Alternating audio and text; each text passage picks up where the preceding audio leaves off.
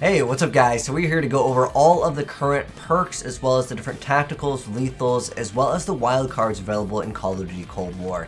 So anyways, let's go ahead and hop right into it. So first off, these are kind of color coded for what perk slot they will be taking up, and this is going to be in perk slot 1. So we have Engineer, which lets us detect enemy equipment and score streak through walls, and we can see enemy score streaks on our minimap, as well as reroll care packages. One thing to keep in mind that this is just the alpha, so certain things aren't in the game yet. Like for example, care packages aren't in the game, so we might get some more perks, we might get some more different tacticals and lethals, so keep that in mind as well.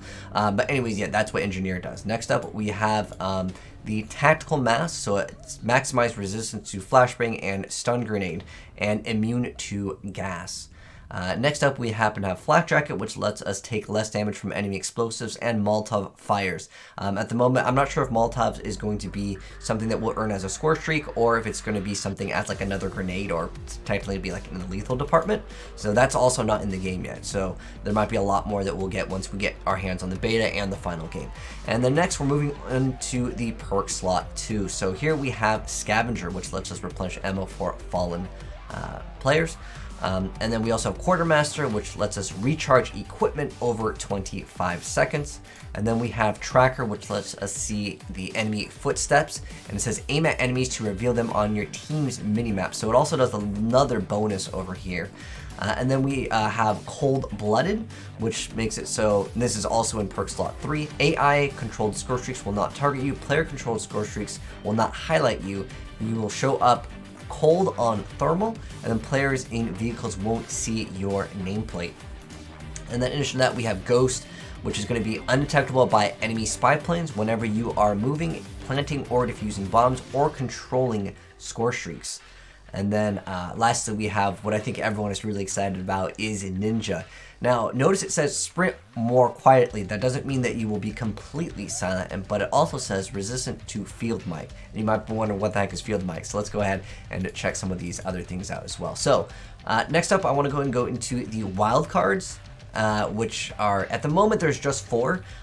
We have Danger Close, which lets us equip extra lethal and tactical equipment and start with a max ammo over here. And then we have Lawbreaker, which says equip any weapon in either slot and equip any perks. So I'm not sure if this allows us to basically mix and match, let's say in perk slot 1, 2, and 3. This could actually be pretty nice, just so basically we'll have extra perks, so to speak, because sometimes we don't want a perk in a category, so this could be pretty good too. Next up, we have Gunfighter, which unlocks 3 additional attachment slots for your primary weapon. Now, this was mentioned in like the long 4-hour video, and I'll source everything that I'm using down below in the pinned comment. But it seems like we can have 5 attachments on our gun. This will give us an additional 3, giving us a total of potentially 8 attachments for our primary weapon. And then next up we have Perk Greed, which lets us equip 3 extra perks. So that is what that one does. And I believe it's just an extra perk in each category. Like you can't throw 3 from perk 1 and perk 2. You have to pick 2 from each category, if that makes any sense. And then next up, these are the tacticals. So we, at the moment, there is no flash grenade, but there was mentions of it being something that we can access from one of the perks. So that will be something that will be coming out later. So we have the smoke grenade, it's a smoke grenade. And then we have a stun grenade, it disorients and it slows movements and it detonates shortly after the impact.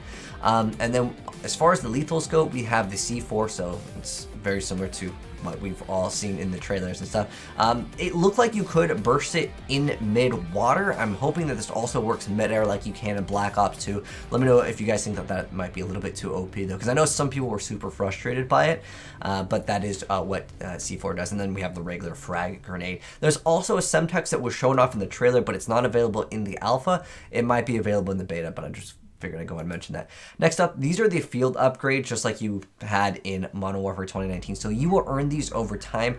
And one thing that was mentioned, this is in like the long 4-hour video, is that how this works is even if you do really well in the game or playing the objective, it doesn't work like a score streak. Like you won't be able to build like this ability faster by doing well in the game. This is always on a timer, and this also does not reset the timer on death.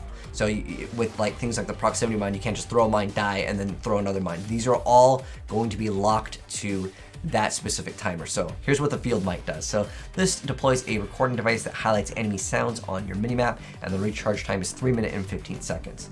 And then we have the jammer, which creates a electronic disruption field, disabling enemy field upgrades and degrading enemy minimap information. The recharge time is 2 minutes and 30 seconds.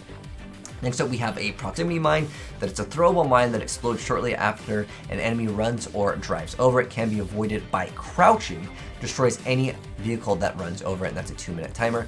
And then lastly, over here we have the SAM turret, which launches a missile at enemy air score streaks and player piloted helicopters. So that could be something good to take out, I guess, streaks for the most part, get rid of like the UAVs. But I'm curious now, looking at this, what you guys think is going to be the go-to perk slots for any of these categories. I think for perk slot 1, a lot of people will take Flak Jacket just because there's just going to be so many explosions on some of the maps. Not only do we have like vehicles in the game, if you guys have seen the trailers, I think a lot of people are going to be interested in that, so you don't die to exploding cars. As far as like the perks go, I would like to see a little bit more creativity with these and see a lot more perks, but this is just what's available right now. I think a lot of people, as far as the second category, a lot of people might not even really utilize the second category, but some people really like Scavenger. But as far as perk slot 3, I think this is the one that everyone is going to be really excited about, and like pretty much the best is Ghost and Ninja, which you cannot run both, so you're going to have to choose which one you're going to go ahead and run. And again, going back to the wild cards over here, I think that will be a very powerful wild card, the one where it lets us equip any weapon in either slot and also equip any perks. I think that people are going to want to run Ghost, Ninja, and then the rest, it's like whatever. But anyways, yeah guys, that's going to be it for the video in terms of the perks as well as all of the wild cards, tacticals, and lethals. I might make one on going over all of the guns, but a lot of the stuff is kind of like locked out because it is alpha. But if you guys are new here and you do want to go ahead and see more information on Black Ops Cold War, make sure you guys hit the subscribe button, turn that bell, and you'll see more very soon. But that's it for the perks, guys. Hopefully you enjoyed the video, and I'll catch you on the next one. Peace.